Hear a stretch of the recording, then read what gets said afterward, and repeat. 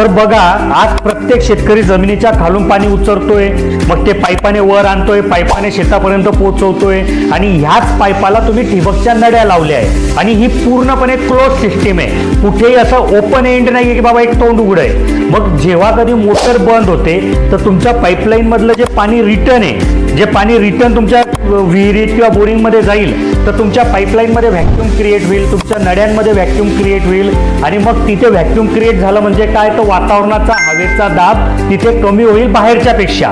मग बाहेरची हवा मध्ये जायचा प्रयत्न करेल आणि ते जाण्यासाठी तुमच्या ड्रिपरचं छिद्र हे एकमेव जागा आहे की जिथे पाणी पडल्यामुळे चिखल बनला आहे. मग हे चिखलयुक्त पाणी जर तुमच्या ड्रिपरमध्ये घुसलं तुमचं ड्रिपर चोकअप होईल. मग अशा ठिकाणी जर तुम्ही नॉन रिटर्न लावलेला असेल तर हे पाणी रिटर्न जाणार नाही.